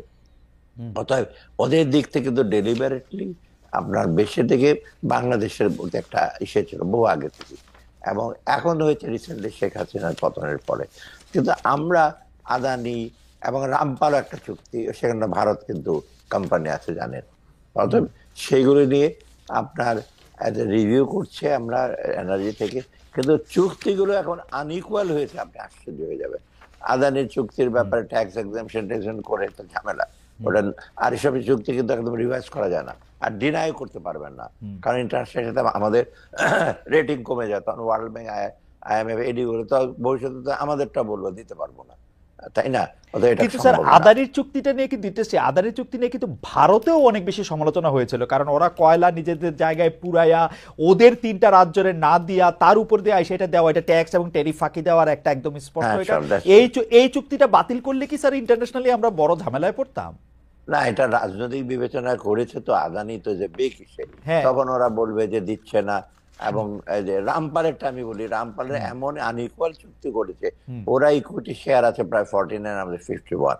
এবং রিসেন্টলি এই যে বিলগুলো, ওদেরও কিছু টাকা দেওয়ার একটা বিল পেমেন্ট, ওরা না দিয়ে বাংলাদেশকে বলছে তোমরা দাও না কেন। এখান থেকে আর্গু করছে তোমরা তো 49% বিল পেমেন্টের, তোমরা তো টাকা, তোমরা তো ওনার, ওরা বলছে তোমরা আগে দাও, এবং না দিলে ওরা বলছে আমরা ইনভোক করবো গ্যারান্টি, তোমরা দিচ্ছ না এসে নানা নানা প্যাচ এগুলো কিন্তু করে গেছে। আমি বলবো একেবারে একদম কমপ্লিটলি একেবারে রং ইসে আগের সরকার, এটা কিন্তু যে জানতো না তাও না, এবং যারা ছিল সব আমরারা তারা সব এগুলো করেছে, সবাই এটা পারতো, কারণ রামপাল আদানি এই চুক্তিগুলি দেখলেই বোঝা যায় যে এটা তো আসলে সরল স্বাভাবিক দুই পক্ষের মধ্যে চুক্তি না, অনেকগুলি পক্ষের মধ্যে। এবং সেগুলো যদি এমন আইপিপি রা ইন্ডিয়ান পাওয়ার প্রজেক্ট এই যে নিয়ে যাচ্ছে, ক্যাপাসিটি চার্জ দিতে হবে, এটা আনইকুয়াল। রিসেন্টলি অবশ্য জ্বালানি মন্ত্রণালয় ক্যাপাসিটি চার্জটাকে রিভাইজ করেছে, বিদ্যুৎ উৎপাদন করে পাবে, না হলে চুপচাপ বসে থাকবে। তো অথবা কিন্তু এরা তো নিয়ে গেছে হাজার হাজার কোটি টাকা, বসে থাকলেও নিয়ে গেছে যে দিতে হবে। এই এই চুক্তিগুলো খুব, আমি বলি এই প্রসঙ্গে আমাদের এটা এত বড় একটা বার্ডেন হচ্ছে বিদ্যুৎ, এবার রোজার সময় বিদ্যুৎ যাচ্ছে না, কিন্তু এর জন্য কিন্তু আমার বিরাট একটা ভর্তুকি দিতে হচ্ছে। বিশেষ করে LNG আনছি, পেট্রোল আনছি, গ্যাসের স্বল্পতার কারণে এটা হয়েছে। এবং এই বাজেটে একটা বিশাল অঙ্ক কিন্তু যাবে আমার ভর্তুকি ফর জ্বালানি, সেখানে জ্বালানি মানে LNG আর আপনার বিদ্যুতের ডিজেল এবং পেট্রোল আনার জন্য বিরাট না, অঙ্কটা বলবো না, এটা বিশাল। অথচ এগ্রিকালচার সেক্টরে যে সাবসিডি দেবো সেই তুলনায় কিন্তু অনেক কম, সেটা আমাদের ভাইটাল, ওদের সারের কিসের জন্য আমি যেটা দেবো বা সেচের জন্য এটা অনেক কম, অতএব আমাদের বাধ্য হয়ে দিতে হচ্ছে এগুলো আনইকুয়াল ইসের জন্য। আচ্ছা, কিন্তু আপনি এটা চাইলেও এটা বন্ধ করতে পারতেন না, তাই না? আদানিরটা না না, এটা আদানি তো আমরা কিছুদিন পেমেন্ট করা হয়নি, আদানি তো একেবারে বন্ধ করে দিয়েছে। এটা ইফেক্ট হয়েছে, আমাদের সাপ্লাই তো ডেফিসিট আছে, আদানির কোল পাওয়ার এটা আমরা পাইনি, তখন আদানিকে আমরা, ওদের বিরাট একটা ডিউ টাকা আছে, ওদের কারণে পার্সেন্ট আমরা দিচ্ছি, ওদের একটা পেমেন্ট শিডিউল নিচ্ছি, আমরা দিতে থাকবো, এবং এটা চট এখন পুরো বন্ধ করে দেওয়া যাবে না। আচ্ছা, এটা বন্ধ করে দেওয়া যাবে না। আচ্ছা, একটা ইন্টারেস্টিং জিনিস হচ্ছে যে প্রধান উপদেষ্টা প্রেস সচিব জনাব শফিকুল আলম সম্প্রতি বলেছেন এক ব্যক্তির ছেলের টিউশন ফির মাধ্যমে পাচার হয়েছে 400 কোটি টাকা। এইটা আসলে কিভাবে সম্ভব? মানে আমি নর্মালি বুঝি যে মানে 4 লাখ টাকা বিদেশে পাঠানো তো খুব মুশকিল, মানে আমার একবার দরকার হয়েছিল $4000 নিয়ে যেতে বাড়তি, সেইটা তো মানে অনেক কাঠখড় পোড়াইতে হয়েছিল আমার, এবং পারি নাই আমি। মানে মজার ব্যাপার হচ্ছে যে পারি নাই, পরের বছরের জন্য ওয়েট করতেছে যখন আমার কোটা আবার ওপেন হয় 10,000 টাকা। এইটা এনবিআর থেকে একটা সে করেছে, ইনভেস্টিগেট করে ওরা বের করেছে ব্যাংকে, আমি বিশদ বলবো না। এনবিআর থেকে বাইর করছে, মানে ইটস এ ট্রু স্টোরি, মানে এটা ওরা ফিগার গুলো আমাকে দিয়েছে কয়েকদিন আগে এনবিআর চেয়ারম্যান, আমাকে স্যার আপনি দেখেন নাম সহ কে কার কাছ থেকে গেছে, কার কাছে গেছে সেটা আছে। এটা এখন আমরা এসে করবো না, বিরাট সেটা করেছে কারণটা কিভাবে, আপনি যে ট্রু স্টোরি না, কারণ আমার ছেলে তখন আমি গভর্নমেন্টে পড়তো সেটা ইউএসএ তে, একবার আমি $3000 বইয়ের জন্য পাঠাবো, স্ট্যান্ডার্ড চার্টার রিফিউজ করবো, স্যার হবে না, তখন অ্যাজ এ গভর্নর আমাকে স্পেশাল পারমিশন নিতে হলো, নিয়ে তারপর পাঠানো, তাও $3000। হ্যাঁ, কিন্তু এখন এখানে পাঠিয়েছে $1 লক্ষ, $10 লক্ষ, এগুলো কিন্তু ইউনিভার্সিটির জন্য যায় নাই। ইউনিভার্সিটির যেটা হয় কি, কিছু কিছু টিউশন ফির জন্য যায় টাকা ডিরেক্ট ওইখানে, আর কিছু কিছু তার লিভিং অ্যালাউন্স বইয়ের আনো, সেটা যে বেনিফিশিয়ারি ছাত্রের কাছে যায়, সেগুলো এখন $10 লক্ষ নিয়ে বসেছে, $10 লক্ষ বই হয়তো, কিন্তু এরকম হ্যাঁ। একটা ভাব আর ও কি। আচ্ছা আচ্ছা অথবা আচ্ছা সেটা আচ্ছা। সবটা, এবং এটা ওভার দ্য ইয়ার, এটা 1 বছর হয় না বেশ।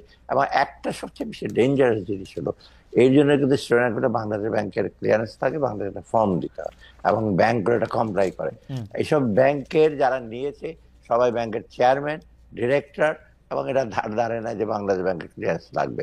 আমার ব্যাপারে আমি বললাম, স্ট্যান্ডার্ড চার্টার্ড ব্যাংক তো কারো ওন না, ইন্টারন্যাশনাল ব্যাংক, হুম। ওরা তো they are oblige to the international standard, তো ওরা বলছে দেবো না। কিন্তু বাকি ব্যাংকগুলো দেখেন মালিকরা যারা নিয়েছে, আমি নাম বলবো না এখন, হুম। নাম হ্যাঁ। বলা ঠিক হবে না, ওদের ব্যাংক থেকে চেয়ারম্যান সাহেব বলেছে $10,000 না দিতে কিন্তু হবে, $1 লক্ষ। কিন্তু ওই পারে কি মানে আটলান্টিকের ওই পারে কি এটা নিতে পারবে ওরা টাকাটা মানে একটা ইউনিভার্সিটি, বা নাকি এটা ফেক বানায় নিয়ে না, তারপর নিবে, না কি করবে? ফেক বানাচ্ছে, হয়তো অ্যাকাউন্ট করেছে, আর একটা হয়তো সেই ইউনিভার্সিটির আচ্ছা নাম আচ্ছা দিয়ে আচ্ছা একটা আচ্ছা ওখানে আচ্ছা। একটা অ্যাকাউন্ট করেছে। ওখানে ধরেন ওখানে বেশিরভাগ ইউনিট ব্রাঞ্চিং, তো ধরেন হুম। কেন্টাকি শহরে হুম। আপনার ইউনিভার্সিটির অ্যাকাউন্ট আছে, সাথে আপনি আরেকটা অ্যাকাউন্ট করলেন, ইউনিভার্সিটির নাম দেখিয়ে দেখবে তো। মানে ওকে। অনেক ফন্দি ফিকের আছে ওটাতে। মাই গড।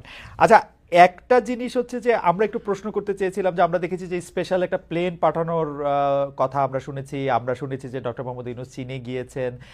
আসলে আমরা একটু আপনার কাছে জানতে চাই যে ছোট করে যদি আপনি একটু বলেন চীন থেকে আমরা কি চাই আর কি পাচ্ছি, এটা যদি আমাদের একটু বলতেন যে চীন থেকে আসলে না, এই মুহূর্তে আমাদের অর্থনৈতিক দিক দিয়ে, আর বাকিগুলি থাক। না, অর্থনীতিতে যেটা আমি বলি, চীনের যে কতগুলি বড় বড় প্রজেক্ট, হুম। ইতিমধ্যে চীন তো একটা one of the biggest financial, এবং হুম। প্রজেক্ট গুলো মোটামুটি তাড়াতাড়ি শেষ করতে। কিছু কিছু ছোটখাটো প্রজেক্ট আছে, ওদের কনসালটেন্ট একটু দেরিতে আসে, হুম। এগুলো আমরা ধর্তব্যের মধ্যে রাখছি না, সেগুলো আমরা ফলো আপ করি। অর্থাৎ চিফ স্বইচ্ছা আমাদের বড় বড় কতগুলি প্রজেক্ট ফাইন্যান্স করবে। যেমন হুম। কয়দিন আগে আমরা মংলা পোর্টে হুম। একটা ইসে করবে, যেটি একটা বিরাট অঙ্কের টাকা হুম। ওরা অফার করেছে। ওখানে কিন্তু ইন্ডিয়ান ডাটা করছে একটা, এবং আরেকটা হলো, থার্ড হলো বাংলাদেশি। কারণ ইন্ডিয়ান কিন্তু গত 5 বছরে চায়নাকে দিতে হবে পারবো না, এটা একটা ওরা মেসেজ দিয়েছে। কিন্তু আমি রিসেন্টলি আমি পারচেজ কমিটি বলতে দিয়ে দাও ওদেরকে, ওরা সব ফিজিবিলিটি করেছে, সবকিছু করেছে। সেরকম আরো বেশ কয়েকটা চুক্তি আছে, যেমন আপনার আপনার এই যে পোর্টের হুম। কিছু, মংলা তো বললাম, আরো কয়েকটা বলে হুম। বেশ বড় বড় বড় হচ্ছে। আর রিসেন্টলি আরো কয়েকটা চুক্তি হবে রোড ওয়াসার জন্য, এটার জন্য, হুম। সেটার জন্য, ওগুলো করবে ওরা। এবং এগুলি মোটামুটি চীনেরটা হলে কি, খুব ওদের টেকনিক্যাল স্কিল কিন্তু ভালো, রাইট। তাই না? আচ্ছা, এটা এখানে একটা আমি ব্যাপার। একটু কৌতূহলের কারণে আমরা দেখেছি যে আগের প্রধানমন্ত্রী সর্বশেষ চীন সফরে গিয়েছিলেন বিদেশের মধ্যে, এবং সেইখানে আসলে তাকে সফর সংক্ষিপ্ত করে একদিন আগেই তাকে চলে আসতে হয়েছিল। পররাষ্ট্রমন্ত্রী বলেছিলেন যে তার মেয়ের অসুখ, সেজন্য চলে এসেছেন, পরে আবার বলেছেন যে না এমনি চলে এসেছেন। প্রধানমন্ত্রী বলছেন সাবেক যে তিনি এমনি চলে এসেছেন, কিন্তু আমরা এটাকে দেখি যে আসলে মানে কোল্ড ওয়ারের পরে কোনো একটা রাষ্ট্রে গিয়ে কেউ সফর সংক্ষিপ্ত করছে বড় একটা কারণ ছাড়া, সেটা হয় নাই। এই ব্যাপারটার মধ্যে আসলে চীনের সাথে কি বাংলাদেশে এক ধরনের দূরত্ব সৃষ্টি হয়েছিল সেই আমলে, সেটা কি এখন একটু কমেছে? না, ঠিক একেবারে, যেমন পদ্মা ব্রিজ তো চীনের বিরাট কন্ট্রাক্ট ছিল, যাই হুম। হোক। এটা নতুন গুলো ব্যাপারে চীন দেখেছে যে ওরা, Bangladesh government is slanting towards Indian আচ্ছা। আপনার এলওসি, তাই না? হুম। হুম। লাইন অফ ক্রেডিট আমরা হুম। দেখছি ওরা যাচ্ছে, তখন চায়নার বেশি আমাদের ক্যাপাসিটি আছে, আমাদের ইসে আছে, আমাদের তো কেউ চাচ্ছি না। ডেলিভারি বায়োলেটার লোন বা ইসে করে চায়নাকে দিয়ে দেওয়া হয়েছে, হুম। চায়নাকে সরি ইন্ডিয়া। যেমন আপনার রিসেন্ট একটা এক্সাম্পল দিই, আমাদের এলওসি যেটা লাইন অফ ক্রেডিট বলে হুম। ইন্ডিয়ার সাথে বেশ হুম। কতগুলি প্রজেক্ট, এগুলোর প্রোগ্রেস কতগুলো এত কম, এই গত 2-3 বছরে টাকা দেয় নাই, গত বছর টাকা অলমোস্ট বন্ধ। তা আমরা বলছি এইসব প্রজেক্ট রেখে আমাদের লাভ কি? এরা রিসেন্টলি একটা জয়েন্ট গ্রুপ আসছে, ইআরডি সেক্রেটারির সাথে বসছে, হুম। আমাকে জানাচ্ছে আমরা 9টা কি 10টা প্রজেক্ট আমরা বলে দিয়েছি যে উইথড্র করো তোমরা, তুমি আমার দরকারই নাই, হুম। দরকার নাই। তো ওরা কিন্তু মহানন্দে রাজি হয়েছে। হুম। রাজি হয়েছে কারণটা কি? রাজি, প্রথম ওরা দিতে চায় না টাকা এখন, আর এটা তো আপনি বুঝতেই পারছেন যে বেঁচে গেছে। বাংলাদেশ যখন রাজি হয়েছে তা আমরাও না করে দিই। ওকে। অতএব এইসব ওরা কয়েকটা প্রজেক্ট, মানে 9টার মতো আমরা বলেছি আর এগুলো পার্সু করবো না। আর কয়েকটা আছে, যেমন রূপপুরে একটা ইসা আছে, আরো হুম। কয়েকটা জায়গা আছে, ওদের ওরা করুক ওটা। আচ্ছা। অতএব এখন দেখা যাচ্ছে যে আমরা ভারতের প্রতি এত আর ডিপেন্ডেন্ট না, ওকে। এবং চীন কিন্তু অলরেডি ভাবে আমাদেরকে এগুলোতে আসবে।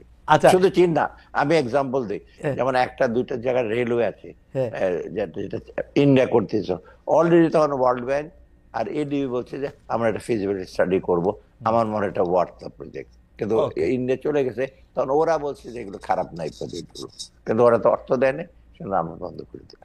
আচ্ছা, স্যার, আওয়ামী লীগ পতনের পর যারা আপনাদের নিয়ে সরকার গঠনে ভূমিকা রেখেছে, মানে আপনাদেরকে যারা ইনভাইট করে এনেছে বা আপনাদেরকে যারা অনুরোধ করে এনেছে, তাদের যারা মাঠে রাজনীতিতে সক্রিয় ছিল, তাদের মধ্যে আমরা পাল্টাপাল্টি, দলগুলির মধ্যে আমরা পাল্টাপাল্টি দেখতে পাচ্ছি। কেউ বলছে চাঁদাবাজি আওয়ামী লীগ থেকে কেড়ে নিয়ে অন্য দল দখল করছে, কেউ অভিযোগ করছে কোনো দল ব্যাংক দখল করছে। আমি যে জায়গাটায় আসতে চেয়েছিলাম, এমন অভিযোগ করা হচ্ছে যে পুঁজিবাজার নিয়ে, যে এক দরবেশ গিয়ে শেয়ার বাজারের নতুন দরবেশ বা দরবেশ শাহ এসেছে, এসব বিতর্ক বা কাদা ছড়াছড়ি কেমন দেখেন? আমাদের শেয়ার বাজারের উপরে আমাদের আস্থা ফিরে এসছে কিনা এই 7 মাসে, বা ফিরে আস, মানে এখনো আমি ম্যানিপুলেশন বলি, চলছে কিনা? না, মেদিনীপুরে ছাত্রদের যেটা বললেন, অনেকেরা বলছে, বিশেষ করে প্রতিপক্ষ যারা পলিটিক্যাল পার্টি, ছাত্ররা কিন্তু র্যান্ডমলি এত বিরাট বিদেশে ছোটখাটো তদবির করে ওকেদের, ওটা খুব একেবারে যে ইসে করবে তা না। এই যে আওয়ামী লীগ এসে করতো 1000 কোটি টাকার প্রজেক্ট নিয়ে যেত, ওরা তো ছাত্রদের ওই ক্যাপাসিটিও নাই বা ওদের সাথে লিঙ্কেজও নাই, বড় বড় ইন্ডাস্ট্রি আছে, কিন্তু অন্যান্য পলিটিক্যাল পার্টি বেশি। এখন যেটা, তারা একটু তদবির, হ্যাঁ, নিয়োগ, তদবির, নিয়োগ হ্যাঁ, ভাতা, নিয়োগ, ওগুলোর মধ্যে। ওটা হ্যাঁ, হয়তো কিছুটা কিন্তু আপনি যেটা প্রশ্ন করলেন যে আপনার কি জানি ছিল সেকেন্ড ইস্যুটা, যে যে পুঁজিবাজারের এক দরবেশের বদলে আচ্ছা, নতুন দরবেশ আচ্ছা, আসছে কিনা, না, ব্যাংকগুলি নতুন করে কোনো দল দখল করতেছে কিনা। না, ব্যাংকগুলোতে যেমন রিফর্ম করার পরে ব্যাংকগুলোর নতুন বোর্ড, সেখানে কিছু কিছু ইস্যু আছে বোর্ড মেম্বারের ব্যাপারে, কিন্তু ওই আগেকার দিনের ওই আগের যে গভর্নমেন্টের যে কিছুর একদম ওদের সাথে তোল বিবাহ তারা খুবই কম আছে। তবে নাই যে সেটা আমি বলবো না, ওরা আছে, ভেতরে ভেতরে আছে। তো এটাকে চেক অ্যান্ড ব্যালেন্স। আর পুঁজিবাজারের ব্যাপারটা আমি বলি, পুঁজিবাজারটা ধ্বংস করে দিয়েছে আগের দুই চেয়ারম্যান যারা। ওটাকে যেমন সালমান সুকুকের 3000 কোটি টাকা নিয়ে চলে গেছে সুকুক বন্ড, এবং এটা বন্ডটা ফাইন্যান্স করে সোনালী ব্যাংক হিসেবে টাকাটা নিয়ে চলে গেল। সেই রকম আপনার শুধু সালমান রহমান না, কিছু কিছু বড় বড় সে যারা so call asset management company crore crore টাকা, 100 কোটি টাকা নিয়ে গেছে, কয়েকজন আবার কেস করেছে, মানে এখন খুব ভালো ওরা কেস করে জিতবে। এখন যেটা একদম ধ্বংস করে দিয়েছে, যেটা ফ্লোর প্রাইস দিয়েছিল, যেমন এই যে আপনি ফ্লোর প্রাইস যেন না নামে, যেমন সালমানের সব ফ্লোর প্রাইসে টেকে রাখছে, তার নতুন নতুন আইপিও দিয়েছে, সবাই মিলে কিন্তু একটা অরাজকতা ছিল। সেজন্য পুঁজিবাজারে এটা হয়েছে। আর স্মল যারা, ওরা ব্যাপারটা জানে না, ওরা দেখে আগে ইন্ডেক্স বাড়তো, সূচক বাড়তো, ভালো। আচ্ছা, সূচক বাড়া তো প্রিজামটিভ, আমরা শেয়ার প্রাইস 100 টাকা থেকে 200 টাকা, আপনি বিক্রি করতে যান 200 টাকা, কেউ কিনবে না। কিনবে কোনটা? গ্রামীণ ফোনেরটা কিনবে, বার্জারেরটা কিনবে, লিন্ডেরটা কিনবে, তাই না? আপনি এখানে এটা, এগুলো আমরা বলি প্রিজামটিভ, এটা কোনো রিয়েলাইজ দিচ্ছে না। এবং ওরা নিয়ে হইচই করে, মিছিল দেয়, পুঁজিবাজারে এখন এই চেয়ারম্যানকে বাইরে করা হয়। He is one of the most honest person, very efficient banker, না সিটি ব্যাংকের চিফ ছিল সে। এখন সে এসে করছে কি, সবগুলো যেমন বেক্সিমকে সে 120 কোটি টাকা জরিমানা করলো, সাকিবকে 50 লক্ষ টাকা জরিমানা করলো, নিয়াজ মোর্শেদকে ধরছে। আর লোকে ভাবে সাকিব কি ফেরেশতা, এই এই ফাইনটা কিন্তু 2022-23 সালে নির্ধারণ করা ছিল, নেয় নাই কেউ, সে বলছে টাকা দাও। কয়েকদিন আজকে আবার একজন কালকে না পর্যন্ত 120 কোটি টাকা দিতে হবে। এইগুলো করার জন্য মার্কেটটাকে কারেক্ট করার জন্য সে চেষ্টা করছে যে বাজে লোকগুলো, আর তার মধ্যে থেকে যারা করা, যেটা পুঁজি ভেতরে ছিল, তারা কদিন আগে অ্যাটাক করেছে, এই করেছে, ওরা কিন্তু পার্ট অফ ইট। অনেকে অনেকে বলে থাকে যে আপনি দুইটা গুরুত্বপূর্ণ পদে আপনার কোনো আত্মীয়কে না বন্ধুকে, পরিচিতকে নিয়োগ দিয়েছেন, এ কথা কি ঠিক যে পুঁজিবাজারে আপনার কোনো আত্মীয়কে নিয়োগ দেওয়া হয়েছে গুরুত্বপূর্ণ মোটেও না। গুরুত্বপূর্ণ পদে? মাকসুদ, আমি যে ওরে সিটি ব্যাংক হিসেবে জানতাম, বলে কোন ব্যাংকের আসে, আর গুরুত্বপূর্ণ পদ কোথায় বলেন? আর আমার আত্মীয় স্বজন ক্লোজ, প্রধান কেন, ছোটখাটো চাকরিতে কেউ যায় না এখন পর্যন্ত। আমি তো খুব, আমার আত্মীয় স্বজন আমাদের কোনো, সেইটা অবশ্য আমরাও, যাই হোক, একটা অভিযোগ চলছে স্যার, সেটা হচ্ছে যে 16-17 বছর আগে যারা ক্ষমতায় ছিল, মানে 16-17 বছর আগে যারা ক্ষমতা ছিল, অর্থাৎ বিএনপি, যাদের বিরুদ্ধে আর্থিক দুর্নীতির মামলাও ছিল, অন্তর্বর্তী সরকার আসার পর সেসব মামলায় অভিযুক্তরা দ্রুত খালাস পেয়ে যাচ্ছেন বা গেছেন অলরেডি। এই 15 বছর করা অনেক মামলা থেকেই তারা খালাস পেয়েছেন। এই খালাসগুলো আপনি আসলে কিভাবে দেখছেন? মানে কিছু তো পলিটিক্যালি হয়েছে, কিন্তু কিছু তো আসলে কিছু সাবস্টেন্সও আছে, তো তারা যে এত দ্রুত খালাস পাইতেছে, এটা কেমনে, মানে এটা? সেটা আসলে প্রেক্ষিতটা চেঞ্জ হয়ে গেছে। তো এখন হচ্ছে কি, যারা যারা খালাস পাচ্ছে, বিশেষ করে পলিটিক্যাল গুলো তো খালাস পাচ্ছে বিকজ পলিটিক্যাল রিজনে করছে, এই যে চিফ জাস্টিস বা জাস্টিসরা দেখছেন। আর বাকির যে আর্থিক, সেটা ওরা তখন দেখছে যে রিলেটিভলি আরো বড় বড় কেলেঙ্কারি হয়েছে, যেগুলো মোর সাবস্টেন্টিভ। আর যেগুলি বিএনপি না, এগুলো মোর আপনার এভিডেন্স খুব বেশি পাওয়া যায় নাই বা তেমন সাবস্টেন্টিভ না। ওই বেসে তারা ভাবলো যে এত উইক একটা ইসের মধ্যে আমরা কেন পার্সু করি। কারণ আমাদের দৃষ্টি হলো যেগুলো দেখবেন কংক্রিট আছে, যেমন আপনাকে বললাম 430 কোটি টাকা চলে গেছে, এটা তো কংক্রিট এভিডেন্স। ওটাতে পার্সু করা তো বেটার, যে ব্যাংক স্টেটমেন্ট ওদের নাম আসছে, এবং এই যে সালমান রহমান যেটা নিয়ে গেছে, সালাম যেটা নিয়ে গেছে, সুকন এগুলো তো কংক্রিট। সুকন মানে হ্যাঁ, সুকন সুকন কি নাম? অতএব এইগুলো তো আপনার অহাতে এখন ওইটাতে কিছু কিছু ছাড়া পাচ্ছে। আরেকটা জিনিস দেখবেন, ইসেতে কিন্তু আমাদের জাস্টিস হিসেবে মানে জুডিশিয়াল আমাদের ইনফ্লুয়েন্স নাই। যেমন কয়েকদিন আগে সিকিউরিটি এক্সচেঞ্জ কমিশন একটা কেসে হেরেছে, সেটা লাগছে বিরাট একটা এসে আর কি ম্যানিপুলেটর, বুক টাকা সে দেশে নাই এখন, কয়শো কোটি টাকা নিয়ে হাইকোর্টে কেস করে, হাইকোর্টে বলতে না, যেটা সিকিউরিটি এক্সচেঞ্জ কমিশন এটা রং, তখন সিকিউরিটি এক্সচেঞ্জ কমিশন আবার অ্যাপিল করবে। অতএব এবং ওরা কিছু কিছু আছে যে টাকা পয়সা বানিয়েছে, দরকার হলে মিছিলের জন্য টাকা দেব, ব্যানারের জন্য টাকা দেব, ঢাকা স্টক এক্সচেঞ্জ আর সিকিউরিটি এক্সচেঞ্জ কমিশনে দাঁড়িয়ে থাকবে, গিয়ে ভেতরে ঢুকবে। এগুলো কিন্তু আমরা উই নো দ্য ইনফরমেশন। ওকে এখন হচ্ছে কি, আমাদের গভর্নমেন্ট খুব, এই গভর্নমেন্ট কিন্তু খুব একটু সফট হিসে, আগে হলে তো ওদের ধরে নিয়ে আসতো, এজেন্সিকে বলতে ধরে নিয়ে চলে যাও, that we don't want to তা ডু। তো ধরতই। আচ্ছা স্যার, একটা একটা একটা একটা হাইপোথেটিক্যাল প্রশ্ন করি যে ডক্টর মোহাম্মদ ইউনূসকে আদালতের নির্দেশে বেশ কিছু টাকা ফেরত দিতে হয়েছিল, 100 কোটি 500 কোটি বা হোয়াটএভার কোটি। এখন এই সরকার থাকলে কি এটা আর উনাকে ফেরত দিতে হইতো না? মানে উনি কি আর আদালতে এই টাকাটা দিতে হইতো না? তাহলে যদি না দিতে হইতো, তাইলে উনি যে এটা দিয়ে দিছেন, এটা কি উনি ফেরত পাবেন? মানে হিসাবটা কি? মানে এটা কি উনারে মানে অন্যায় করে দিতে বলছিল, নাকি এখন না যে উনি সব সেটা, মামলা মানে ব্যাপারটা এরকম পরে যখন আমাদের ইতিহাস লেখা হবে তখন কেমন লেখা হবে যে উনাকে কোর্ট 200 কোটি টাকা দিতে বলছিল, উনি রাজি হয়ে 200 কোটি টাকা দিল, এরপর আবার উনি ক্ষমতা আসলো, এই মামলাগুলো আবার খালাস হয়ে গেল, মানে এরকম আরেকটা মামলা। হ্যাঁ, এটা এটা এটা এটা কিরকম? না, ইমপ্লিকেশনটা আমি ডিপে বলে দিতে চাই না। এটা হলো সেই সময় যে মামলাটা করেছিল, ওতে কিছু ম্যারিট হয়তো ছিল, বলেছিল, এখন উনি এটাতে এসে করেন নাই, এখনো পার্সু করেন নাই। বাকিগুলো কিন্তু, এটা কিন্তু অনেকগুলো মামলা, এই যে ওয়ার্কার্স ফান্ড কম্পেনসেশন ওগুলো নিয়ে, অর্থাৎ বাকিগুলোতে কোনো ম্যারিট প্যানেল যেটা এটা এসে করেছে। এটা কিন্তু আগে মোটে, যেমন আমি বলি, ইনি সাহেব যখন গ্রামীণ ব্যাংক ছাড়লেন, কেসে হারলেন, এটা কামাল হোসেন সাহেবের মতো লোক গিয়ে ডিফেন্ড করলেন, এবং রেহমান সাহেব তখন চেয়ারম্যান ছিলেন, তখন তাকে এক্সটেনশন দিল। ওরা বলে যেটা, এটা রেশনাল ডিসিশন, বাংলাদেশ ব্যাংক থেকে কোনো অবজেকশন দেয় না। কিন্তু যা এটা করেছে এক ব্যক্তি, আপনি জানেন কে ছিল, তার হাজবেন্ড এটা লিখে টিকে জাজমেন্টটা দিয়েছে, আপনার নামই তো জানেন কে, আমি নাম বলবো না, যার স্ত্রী মন্ত্রীও ছিলেন, হ্যাঁ তারা গিয়ে দিয়ে আসছে, ওনার দিলেন। তো ওই রকম ম্যানিপুলেশন তো এখন আউট অফ কোয়েশ্চেন। লেট, যে চিফ জাস্টিস যিনি আছেন, স্যার অত্যন্ত ওরকম জ্ঞানী। ম্যানিপুলেশন না আসে শুনলে একটু মানে দ্বিধা লাগে, মানে এর চেয়ে কম আসে কিনা, মানে ধরেন ওই সময় 100 আসতো, এখন ম্যানিপুলেশন 20-এ নাইমে আসছে, আমাদের অবস্থা কি এরকম নাকি শূন্য? মানে না আমি কোর্ট আমার কাছারির কথা বলতেছি। না না, কোর্ট কাছে আমার জানা যায় বলে, সিকিউরিটি এক্সচেঞ্জ কমিশন তো হারলো একটা কেসে, ও আচ্ছা এসে আচ্ছা আচ্ছা। কোটি কোটি টাকা নিয়ে গেল, ইনকোয়ারি আছে, কোর্ট বলছে যে ইনকোয়ারিটা প্রপার হয় নাই। এখন আমি ওদেরকে বলছি, তোমরা প্রপার ইসে করে ইনকোয়ারি করো, ওদের ফাইন্ডিংসটা কি। কিছুদিন আগে বেক্সিমকে আমরা বোর্ড চেঞ্জ করেছি, সেটা তো প্রথমে স্টে করলো ওরা, ইন্ডিপেন্ডেন্ট 11 জন করে দিয়েছি, তো স্টে করলো, পরে আবার অ্যাপিলেট ডিভিশনে গিয়ে অ্যাপিলেট ডিভিশন না প্রপার, তোমরা বেক্সিমকে ওই নতুন বোর্ডে চলবে। পুরনোরা গিয়ে যারা সালমানের সঙ্গী, তারা একটা কেস করেছিল। আমরা তো ইসে করি নাই, ম্যানিপুলেট করিনি, প্রথম হচ্ছে স্টে হবে না। স্যার আমাদের একজন দর্শক মানে অনেক আগে যেহেতু প্রশ্ন করেছেন, আমাদের অনেকে এই প্রশ্নটা করলেও উনার নামটা আমরা সামনে আনছি কারণ উনি অনেকবার এই প্রশ্ন করেছেন। ওনার নাম শাহাদাত রুবেল। উনি আপনার কাছে জানতে চেয়েছেন সরকারি চাকরিজীবীদের বেতন ভাতা বৃদ্ধির কোনো পরিকল্পনা আছে কিনা, বিশেষ করে নবম পে স্কেল বা মহার্ঘ ভাতা কোনো কিছু দিবেন কিনা, বিশেষ করে 11 থেকে 20 গ্রেডে কর্মচারীদের অবস্থা নাকি খুব খারাপ, এবং তারা যে একটা দাবি করেছে এটা আপনিও জানেন, এটা আপনি কোনো কিছু এটা নিয়ে আপনি বলবেন কিনা? না, এটা প্রথমত পে স্কেলটাকে তো একটা ডেমোক্রেটিক গভর্নমেন্টের পে স্কেল আমরা টাচই করবো না। আচ্ছা বুঝতে পারছেন তো, আচ্ছা। যেটা ডক্টর ফরাসউদ্দিন সবাই করে গেছে, এগুলো কিন্তু আমরা করতে পারবো না।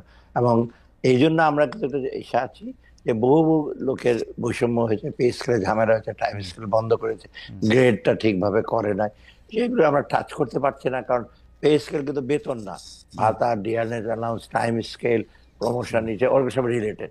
এখন যেটা কিছু কিছু দাবি আসছে, বিশেষ করে ডিয়ারনেস অ্যালাউন্স, মহার্ঘ ভাতা, এটা সেটা, এটা আমরা দেখছি, এটা ফাইন্যান্স মিনিস্টার আমরা এক্সামিন করছি।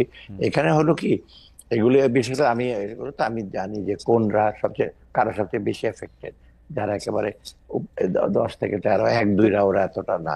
তা আমরা এটা পরে, কিন্তু এখানে কতগুলো জিনিস আছে যে আমরা যদি এটা করি, গভর্নমেন্টের ওই মহার্ঘ ভাতাটা, এখন এটা কিন্তু ইনফ্লেশন একটা টেন্ডেন্সি, চট ওকে। করে কয়েক হাজার কোটি টাকা তাদের হাতে যাবে। হাতে যাওয়া মানে অনেক দূরের পুঞ্জীভূত টাকা তারা খরচ করবে, তাই না? এটা আমরা একটা কষাতে দেখছি, টাইমিংটা সেটা। তবে এটা সক্রিয় বিবেচনায় আছে, আমরা দেখবো কখন কি করা যায়। আরেকটা জিনিস এটা হলো, অনেক সময় কি অন্যরা তখন আসবে, অটোনমাস বডির, ওদের তো গ্রেড আছে। যেমন আপনার ওয়াটার ডেভেলপমেন্ট বোর্ড আছে, পাওয়ার ডেভেলপমেন্ট আছে, আমরা ওরা বলে যে আমরা তো এই গ্রেডে অনেক আটকে আছে, আমাদের কি। তো এটা কিন্তু বিরাট ইস্যু হবে, চাপ পড়বে। বুঝছি। তবু সরকারি কর্মচারীরা ওরা রিলেটিভলি একটু তার মানে কষ্টে আছে এটা। তার মানে স্যার আপনারা পে স্কেলে হাত দিচ্ছেন না, সেটা আসলে নির্বাচিত সরকারি এসে এসে এটা করার কথা, তারাই এটা করবেন, এবং মহার্ঘ ভাতার ব্যাপারে আপনারা সক্রিয়ভাবে বিবেচনা করতেছেন, কিন্তু বাজার এবং অন্যান্য কিছু বিবেচনা এটা আসলে মানে এত সহজ সিদ্ধান্ত না। এবং আমার বাজেট কনস্ট্যান্টের যেখানে আপনি দেখেন, গত 5 মাসে, August, September, October, November, tax collection was very low. Okay. মানে আপনি ব্যবসা বাণিজ্য তো প্রায় 4-5-3-4 মাস বন্ধ ছিল, এখন পিক আপ করছে। আমার তো সেই রিসোর্সটা দেখতে হবে। আমার যখন ডোনারদের কাছে যায় বাজেট সাপোর্টের জন্য, ওরা বলে তোমার তুমি ইসে বাড়াও, তোমার রেভিনিউ বাড়াও। আমি যে রেভিনিউ এখন জানুয়ারি থেকে শুরু করেছি, ফেব্রুয়ারি, মার্চ, অত এখানে ইসে আছে, কি কনস্ট্রেন্ট আছে। কিন্তু আমরা অন্য জিনিস কিন্তু বাদ নেই। যেমন আপনি বলি, এই যে 300 গাড়ি পড়ে গেছে, পুলিশকে কয়শো কোটি টাকা দিতে হলো, আমার গাড়িগুলো তো দিতে হবে, তারপরে অন্য এগুলো তো আমি কোনদিন বন্ধ করি নাই। হ্যাঁ, ডেফিনেটলি। স্যার, গতকাল এক অনুষ্ঠানে এনবিআর চেয়ারম্যান বলেছেন, আপনি জানেন কিনা জানেন না, রেমিটেন্স করমুক্ত নগদ প্রণোদনার সুযোগ নিয়ে এক ব্যবসায়ী 730 কোটি টাকা দেশে এনেছেন, কিন্তু তিনি ওই ব্যবসায়ীর নাম বলেননি, তবে জানিয়েছেন ব্যবস্থা নেওয়ার পর সাংবাদিকরা নাম জেনে যাবে। এই বিষয়ে আপনি কতটা জানেন? সত্যি সত্যি এটা আসলে সম্ভব? মানে এটা এনবিআর আরেকটা কেস দেখতে পাচ্ছি। হ্যাঁ, এনপিআর তো এটা নিয়ে আমার সাথে ডেফিনেটলি কথা বলেছে যে স্যার এটা ঘটেছে। সে একটা টাকা নিয়ে আসছে, এই টাকাটা নিয়ে এসে বলে স্যার এটা রেমিটেন্স কি করে হয়, কারণ হতে পারে সে ওই যে যারা অন্যান্য যারা আছে, আমাদের দিন মজুররা যারা আছে, তার কাছে টাকাটা কালেক্ট করে, যেটা এগ্রিগেটর বলি আমরা অনেক সময়, $100 মিলিয়ন, $50 মিলিয়ন নিয়ে এটা নিয়ে আসে এখানে। তো অতএব সে হয়তো এটা করেছে, অথবা সে কিছু টাকা পাচার করেছে, এটাকে রেমিটেন্স বলে বৈধ করার জন্য নিয়ে আসছে। রেমিটেন্সের সুবিধা, আপনি তখন আর ধরবেন না, এই যে তুমি পাচার, সে পাচারের যে ইনভেস্টিগেশনের হাত থেকে বেঁচে যাবে। কিন্তু এখন প্রবলেম হবে এটা দেখাতে, এনবিআর দেখতে যে কোথেকে এলো, তার সোর্স কি ছিল। এখন দরকার তার ব্যাপারে এটা আসলে অর্থ পাচারের লিঙ্ক কিনা, বা করাপশন লিঙ্ক কিনা, বা অন্যখানে ম্যানিপুলেশন করেছে কিনা। অর্থাৎ এটা গুড, একটা ভালো কেস এক্সাম্পল আলাপ করছে এনবিআর ইজ অন ইট। আচ্ছা স্যার, আমাদের লাস্ট টু কোশ্চেন। প্রথমটা হচ্ছে যে গত জানুয়ারি মাসে আপনি শতাধিক পণ্যে ভ্যাট আর সম্পূরক শুল্ক চুক্তি শুল্ক বৃদ্ধির অধ্যাদেশ যখন জারি করেন, তখন আপনি বলছিলেন যে এইটা অনেক সমালোচনা হইলো, আপনি বলছিলেন যে এইটার কারণ কিছুদিন পরে জানানো হবে।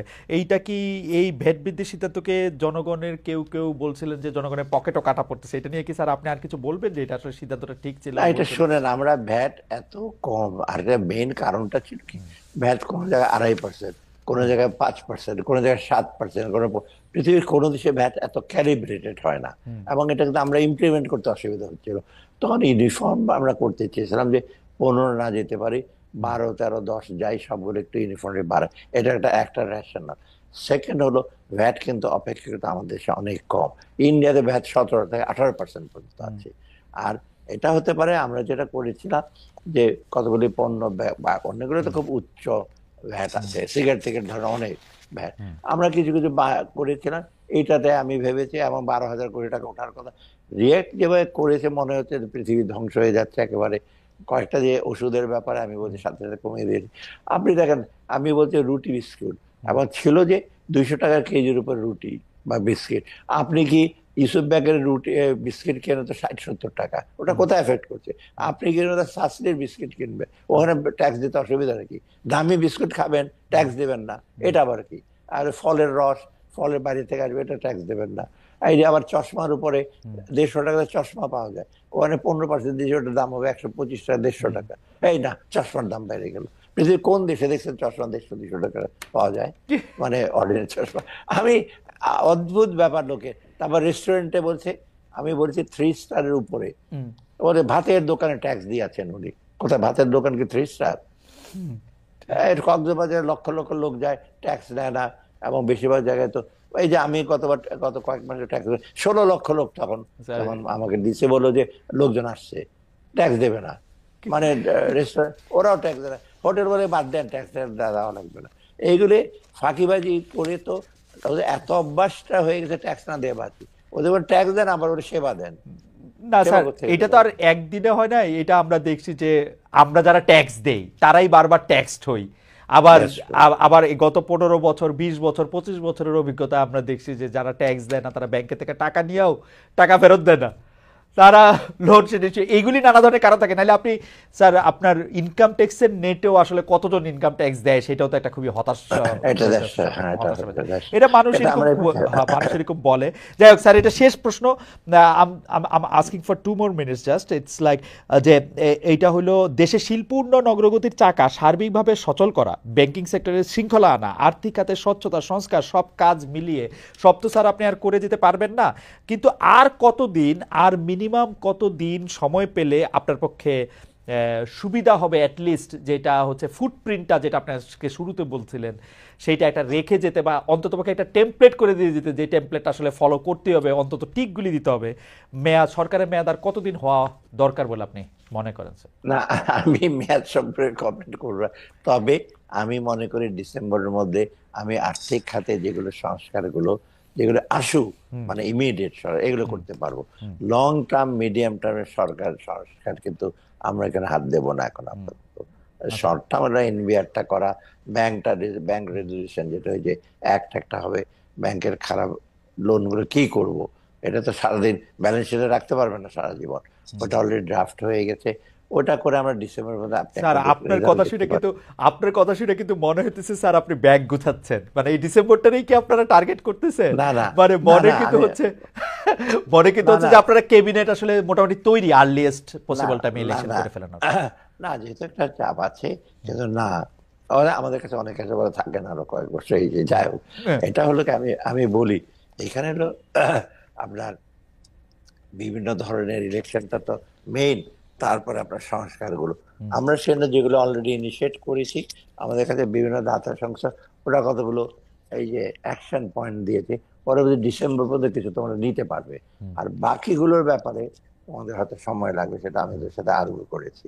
অতএব এটা এই সেজন্য না যে ডিসেম্বর পর্যন্ত থাকবো, তারপরে এর মধ্যে আরো 2-3 মাস হয়তো থাকতে হতে পারে, যদি পলিটিক্যাল ডিসিশন, কিন্তু পলিটিক্যাল ডিসিশন সেটা আমরা, কিন্তু আমরা বাজেটে আপনারা দেখবেন আমরা যেটা করব, ওই পদচিহ্ন রাখার জন্য আমরা কিছু কিছু বলে বলবো আমি, যেমন এই যে সোশ্যাল সেক্টর বাড়ালাম, আরো কি কি স্কোপ আছে, এইগুলো আমরা বলবো আর কি। সেখানে তখন বুঝতে পারবেন যে একেবারে আমরা বলে দিইনি যে আমরা চলে যাচ্ছি তাড়াতাড়ি, ব্যাগ গোছাতে অটিটিউড থাকলে আমি এগুলো করতাম না ইমিডিয়েটলি এগুলো। তবে আমার মনে হয় যে আপনারা মানে নির্বাচন হোক বা নির্বাচন পরে হোক, দেরিতে হোক, সেইটা নিয়ে আপনারা আসলে খুব বেশি কনসার্ন, এবং আপনাদের মধ্যে থেকে আপনার কথা যেটা বোঝা গেল, আপনারা তো এখানে আসলে লম্বা সময় থাকতেও আসেন নাই বা থাকতে চান না। তো সো যখন এটা হবে এটা হবে। আপনাকে অনেক ধন্যবাদ ডক্টর সালাউদ্দিন আহমেদ। আমরা অনেক বিষয় আপনার কাছ থেকে আজকে খোলাখুলি এটা জানতে পারলাম। আপনি আমাদেরকে সময় দিয়েছেন, সেজন্য আমাদের শুভেচ্ছা এবং কৃতজ্ঞতা জানাই। ধন্যবাদ আপনাকে। দর্শক, আমরা নতুন অতিথি নিয়ে আবার আসবো আপনাদের কাছে। সে পর্যন্ত অনেক অনেক ধন্যবাদ।